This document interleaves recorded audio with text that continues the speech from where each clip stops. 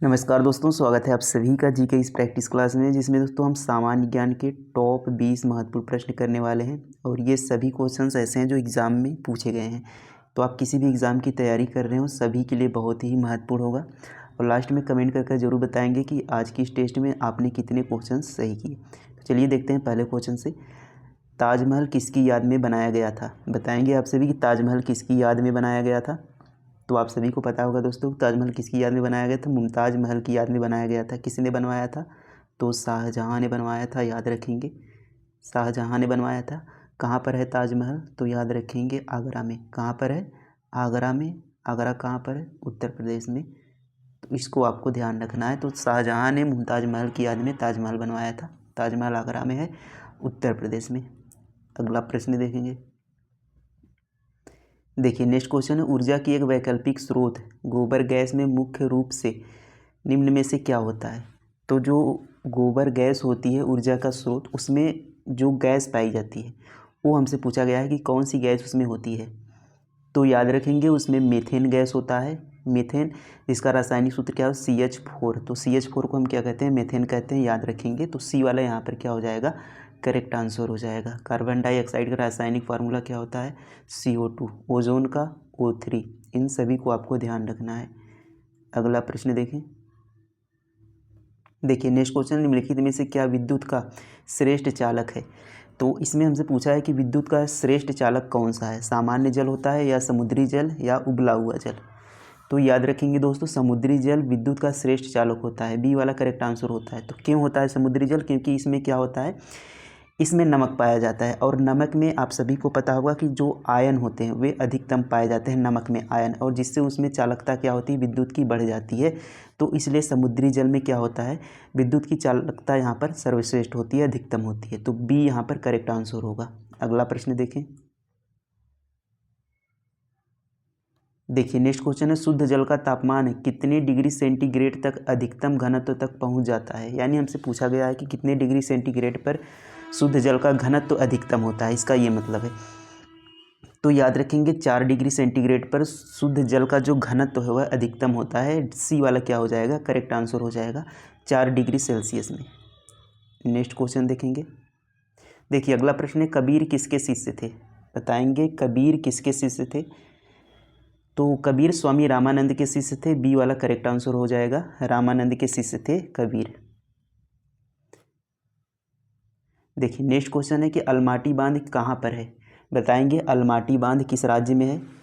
तो ये दोस्तों आपका है कर्नाटक में। अलमाटी बांध कहाँ पर है? कर्नाटक में। सी करेक्ट आंसर हो जाएगा। अब हमसे पूछा जाता है किस नदी पर है? अलमाटी बांध किस नदी पर बना है? तो याद रखेंगे यह बांध कृष्णा नदी पर बना है। कहाँ पर? कृष्णा नदी पर है। और कहाँ पर है ये? कर्नाटक में। तो इसको आपको ध्यान रखना है। देखिए नेक्स्ट क्वेश्चन है कि अलबरूनी किसके साथ भारत आया था? बताएंगे अलबरूनी किसके साथ भारत आया था? तो याद रखेंगे अलबरूनी मोहम्मद गजनवी के साथ भारत आया था, यानी डी वाला करेक्ट आंसर हो जाएगा, मोहम्मद महमूद गजनवी। तो अलबरूनी की देखिए यहाँ पर कुछ रचनाएं पूछी जाती हैं हमसे, जैसे देखिए किताबुल हिंद। किताबुल हिंद किसकी रचना है? तो याद रखेंगे अलबरूनी की रचना है किताबुल हिंद, जो कि बहुत बार एग्जाम में पूछा गया है। तो ये है किताबुल हिंद अलबरूनी की रचना। तो इसको आपको ध्यान रखना है, किसके शासनकाल में आया था, मतलब किसके साथ भारत आया था? महमूद गजनवी के साथ ये भारत आया था। नेक्स्ट क्वेश्चन देखेंगे। देखिए नेक्स्ट क्वेश्चन है, किसी भारतीय राज्य की प्रथम महिला मुख्यमंत्री कौन थी? तो भारत की प्रथम महिला मुख्यमंत्री कौन थी और किस राज्य की थी, ये आपको बताना है। तो कौन थी? सुचेता कृपलानी थी, पहली महिला मुख्यमंत्री थी। किस राज्य की थी? तो याद रखेंगे यूपी, यानी उत्तर प्रदेश की ये पहली महिला मुख्यमंत्री थी। और भारत की पहली महिला मुख्यमंत्री थी, उत्तर प्रदेश की मुख्यमंत्री बनी थी। तो आपको ध्यान रखना है सुचेता कृपलानी। अब देखिए क्वेश्चन पूछा जाता है कि भारत की पहली महिला राज्यपाल कौन थी? तो याद रखेंगे सरोजिनी नायडू भारत की पहली महिला राज्यपाल थी। किस राज्य की थी? तो ये भी उत्तर प्रदेश की राज्यपाल बनी थी। नेक्स्ट क्वेश्चन देखेंगे। देखिए नेक्स्ट क्वेश्चन है, किस स्थान पर गांधी जी ने प्रथम सत्याग्रह प्रारंभ किया? तो गांधी जी का जो पहला सत्याग्रह हुआ था वह किस स्थान पर हुआ था? बताएंगे।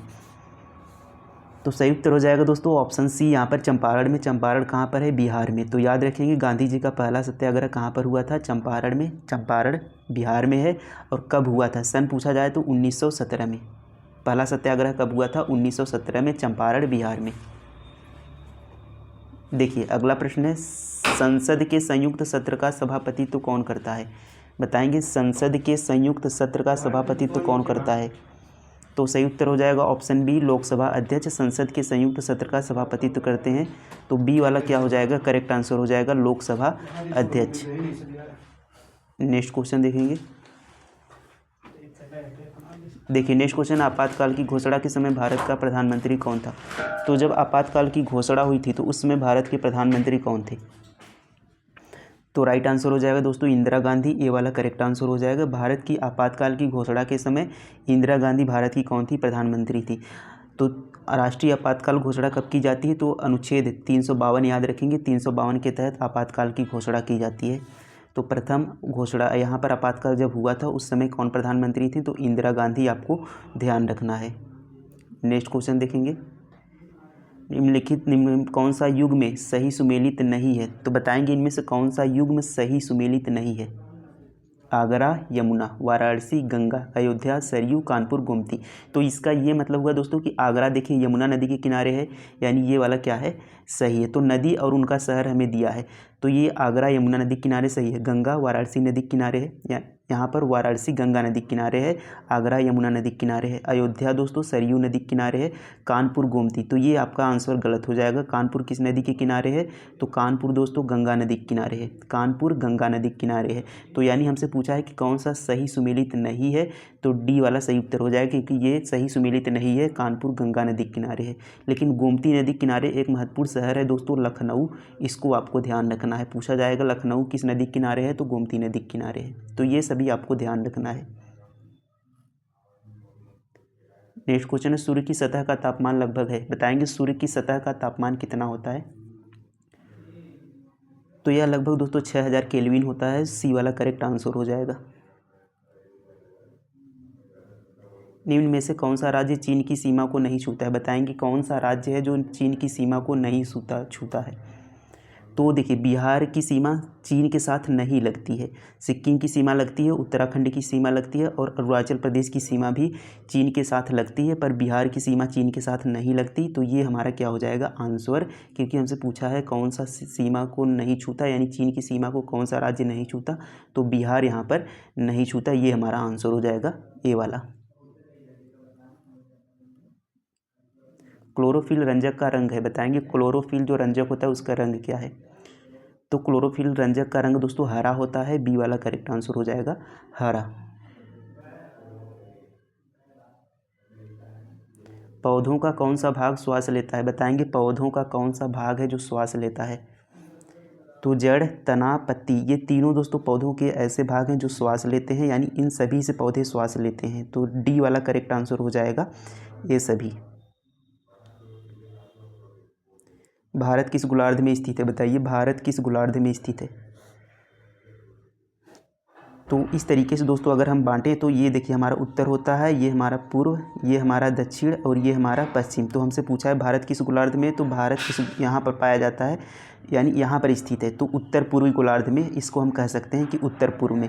तो उत्तरी पूर्व इसका क्या हो जाएगा? सही उत्तर हो जाएगा ऑप्शन नंबर ए।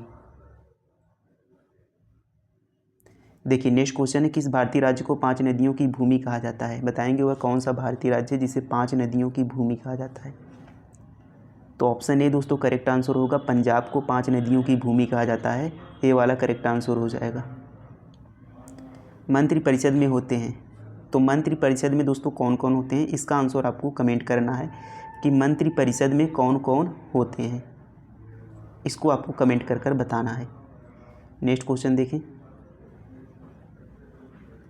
निम्न में से भारत का सबसे प्राचीन स्मारक कौन सा है? तो भारत का सबसे प्राचीन स्मारक कौन था? वह है अजंता की गुफाएं। कहाँ पर हैं दोस्तों? ये आपका महाराष्ट्र में है, महाराष्ट्र में। तो ए वाला यहाँ पर करेक्ट आंसर हो जाएगा अजंता। तो ये दोस्तों हमारे कंप्लीट होते हैं 20 क्वेश्चंस। एक क्वेश्चंस आपको कमेंट में बताना है। तो कितने क्वेश्चंस आपने सही किए कमेंट में ज़रूर बताइएगा। थैंक यू, धन्यवाद। मिलते हैं दोस्तों नेक्स्ट वीडियो में। जय हिंद।